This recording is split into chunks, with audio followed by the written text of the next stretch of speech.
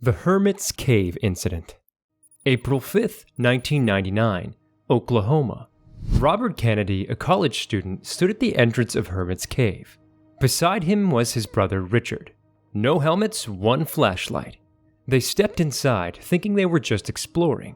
But by afternoon, one of them would be trapped inside with no breath left to take. What you're about to see includes one of the most claustrophobic cave stories ever recorded. So, as always, viewer discretion is advised. The cave was known for its toxic low-oxygen air. Despite the warnings, the brothers kept going. 9:30 a.m. They reached the main passage, close to the entrance. Most people thought it was boring. Robert loved it. After a while, Richard decided to turn back. But Robert hadn't come this far just to turn back this early. He kept the flashlight. Richard crawled back alone, following the faint glow from the entrance. Robert found a side tunnel, unexplored, crawled in, deeper and deeper.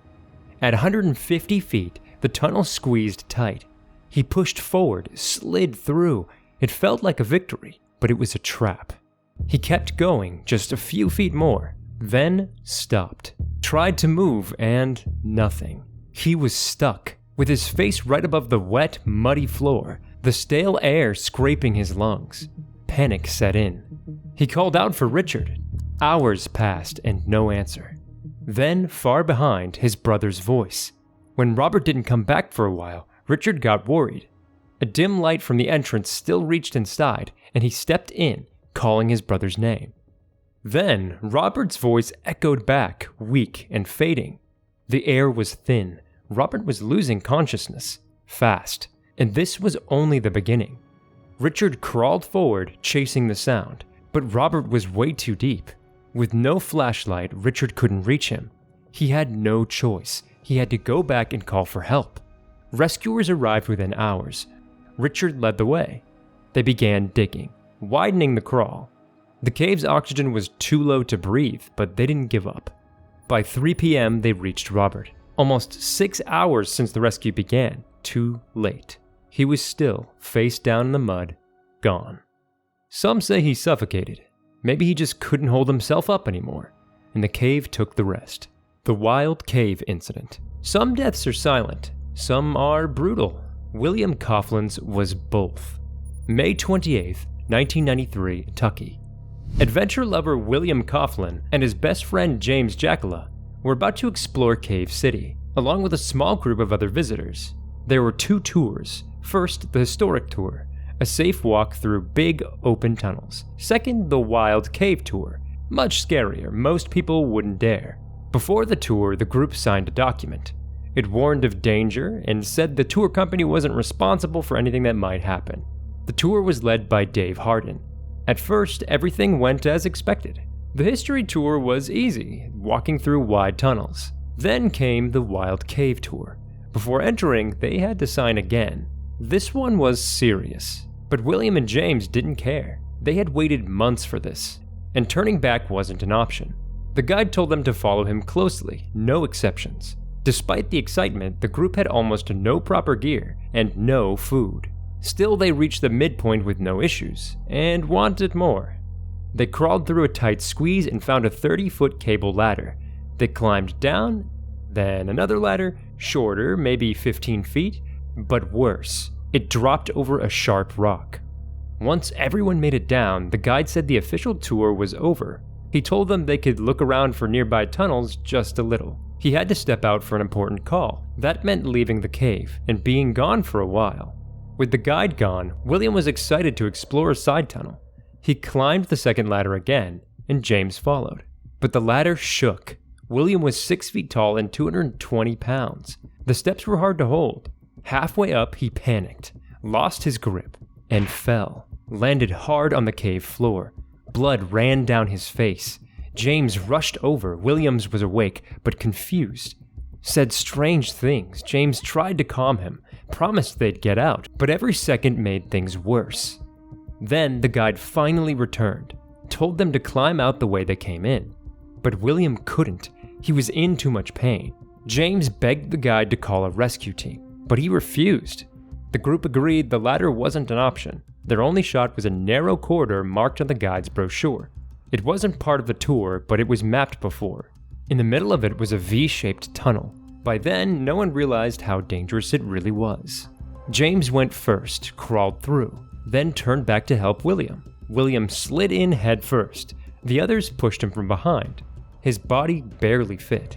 Halfway through, he couldn't go forward or back up. He was stuck, and just like that, William was in danger. Again. He shouted for help. James couldn't believe what the hell had just happened. He pushed William with everything he had. The others pulled. But the more they tried, the worse it got. William's chest was partially crushed. Each breath got weaker and weaker. The guide was still refusing to call for help, and one thing was clear. He wanted to avoid questions from the surface. Time passed and William's condition got much worse.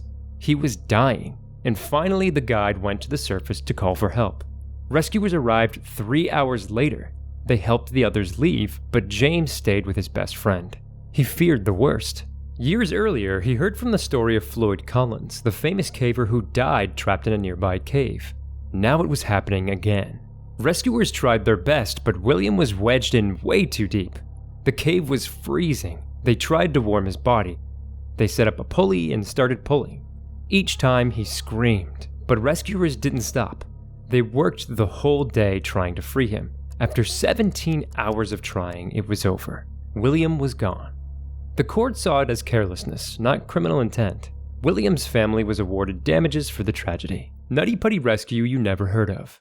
This happened nearly 10 years before the infamous John Jones tragedy. July 28, 1999, Utah. Two friends, Chris Morrow and Chris Hales, entered Nutty Putty Cave with a group. After a while inside, they split off. The two headed into a tunnel called the Birth Canal, just 12 feet below the surface. The rest stayed near the entrance. Morrow led the way. Hales followed close behind, knees and elbows scraping limestone. Eventually they saw a passage ahead, and they thought it was the birth canal, so they went in. The tunnel sloped down, got tighter. The rock closed in on Morrow, pressing into his ribs with every breath, but he kept going. He had to. Suddenly, he stopped and looked ahead with his flashlight, saw nothing but rock, a dead end. He shouted back to Hales. Wrong tunnel. It was too late. Stuck, wedged deep, and Hales was trapped behind him. They screamed for help, hopeless. Thankfully, others from the group heard them. They ran out fast to go get help. Within the hour, rescuers arrived. While they organized outside, the group stayed close to Morrow and Hales, passing water to them. But Morrow couldn't take it anymore. His breaths grew heavier, then harder, then nothing. Silence. Hales called his name, no reply. His time was almost up. Rescuers slid down to Hales, tied a rope around him, then pulled him out, inch by inch. By 10:30 p.m., 12 hours later, Hales was out. Then rescuers tried pulling Morrow out by his legs, but every tug made it worse. They tried again and again, but Morrow was already slipping into unconsciousness. They'd been trying for another 4 hours. In the end, it worked. He came out just barely. But Morrow wasn't done with the cave. He went back into Nutty Putty 2 more times before it closed forever in 2009, after the tragic death of John Edward Jones. Click the video on the screen for his story and 5 others who never made it out. And don't forget to like and subscribe.